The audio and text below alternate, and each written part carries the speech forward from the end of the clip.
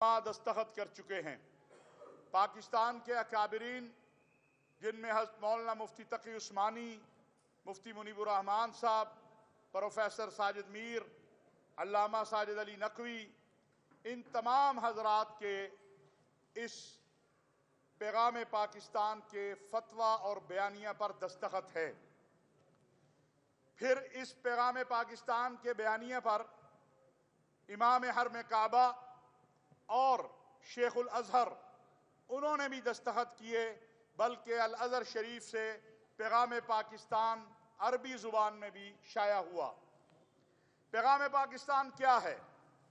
پیغام پاکستان قرآن و سنت کی روشنی میں جو انتہا پسندی اور دہشت گردی ہے اس کے حوالے سے ایک متفقہ فتویٰ ہے جو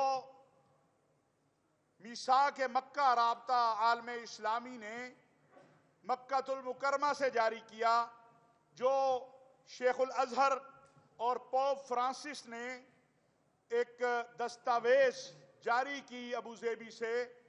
پیغام پاکستان اگر ہم دیکھتے ہیں تو وہ علماء امت کے متفقہ جو نکات ہیں قرآن و سنت کی روشنی میں دہشت گردی اور انتہا پسندی کے حوالے سے اس پر ایک متفقہ بیانیہ ہے کہ پاکستان کے اندر کسی بھی سطح پر کسی بھی گروہ، جماعت یا جتھے یا فرد کو مسلح جد و جہد کی اجازت نہیں ہے۔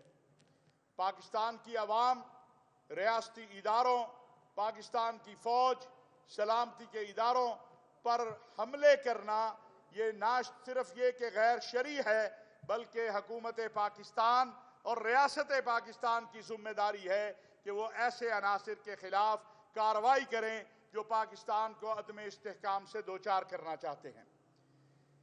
پیغام پاکستان تمام مکاتب فکر اور تمام مذاہب کو آئین اور قانون کی روشنی میں جو ان کے حقوق طے ہیں وہ جینے کا حق دیتا ہے۔ پیغام پاکستان میں تمام مکاتب فکر کے علماء، مشائخ اور تمام مذاہب کے قائدین نے ریاست پاکستان کو یہ ذمہ داری، ریاست پاکستان کی اس ذمہ داری کو تسلیم کیا ہے کہ ملک میں امن و امان کے حوالے سے وہ جو اقدامات بھی اٹھائے اس میں ہم ان کے معاون ہوں گے جو آئین اور قانون کے دائرے میں ہوں گے۔ آئین پاکستان کی اساس کیا ہے؟ وہ قرآن و سنت ہے۔ پاکستان کا آئین، قانون اور دستور قرآن و سنت کے تابع ہے اور پاکستان میں کوئی بھی ایسی قانون سازی جو قرآن و سنت کی تعلیمات کے خلاف ہو وہ نہیں ہو سکتی ہے۔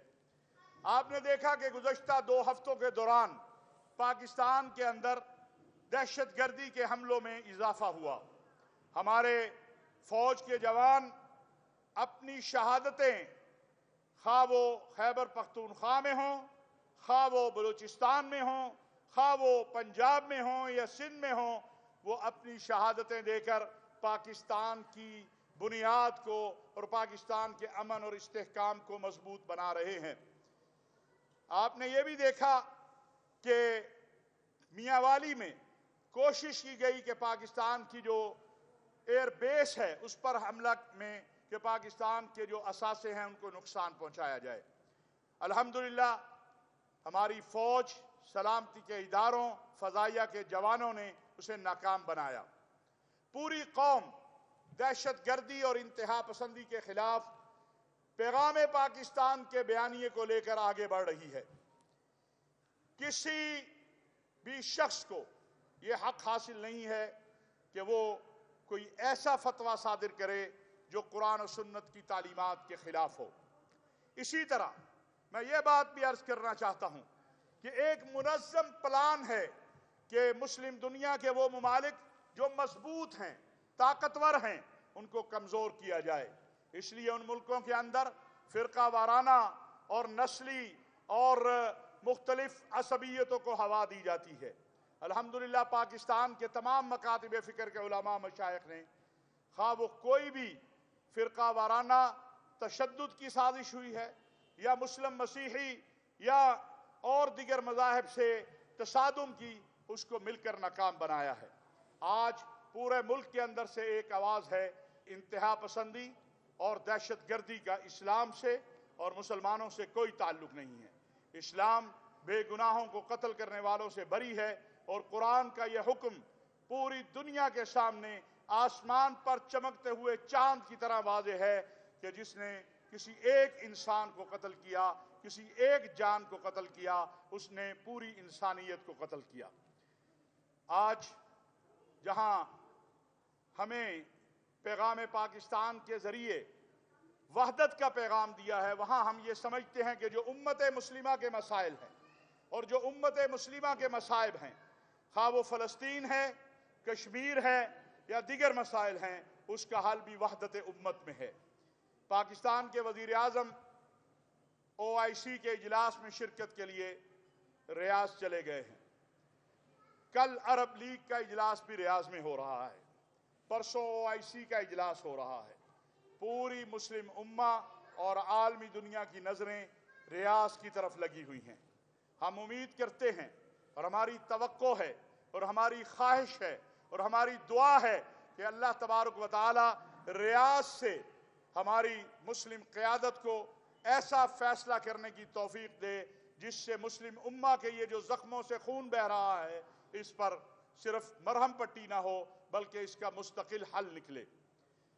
फ़लस्तीनियों को एक आज़ाद खुद मुख्तार रियासत मिले जिसका दारुल खिलाफा अल कुदस हो।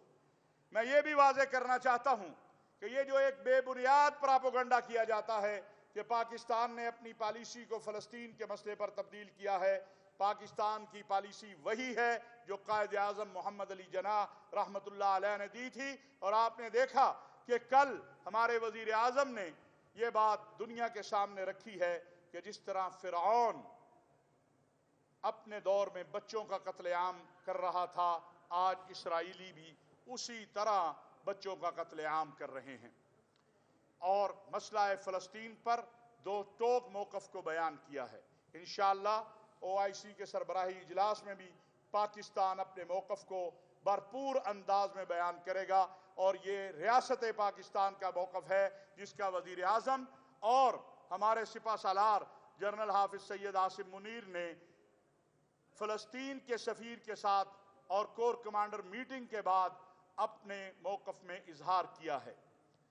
सिपह सालार कौम जनरल हाफिज़ सैयद आसिम मुनीर साहब आलम इस्लाम के 57 ममालिक में से वाहिद आर्मी चीफ और सिपह सालार हैं जिन्होंने फ़लस्तीन के सफ़ीर से मुलाकात करके या फ़लस्तीनियों से मुलाकात करके उन पर अपने मौक़िफ़ को जो कायद आज़म मोहम्मद अली जिन्नाह का मौक़िफ़ है, ना सिर्फ ये कि उनको बताया बल्कि जो मुमकिन ताउन है उसका ऐलान किया। और अब तक पाकिस्तान से 2 जहाज़ अल्हम्दुलिल्लाह इमदादी सामान लेकर, जिसमें पाक फ़ौज और हुकूमत दोनों का हिस्सा है, पाक फ़ौज की तरफ से और हुकूमत की तरफ से मिस्र पहुंच चुके हैं। और आपको इल्म है कि इस वक्त एक ही रास्ता है मिस्र से जो सामान लेकर गज़ा जा रहा है।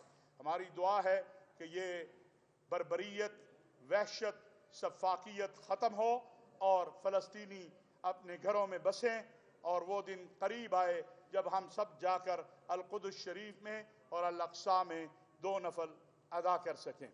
ये मेरी चंद गुजारिशात थी। आप कोई सवाल करना चाहें तो?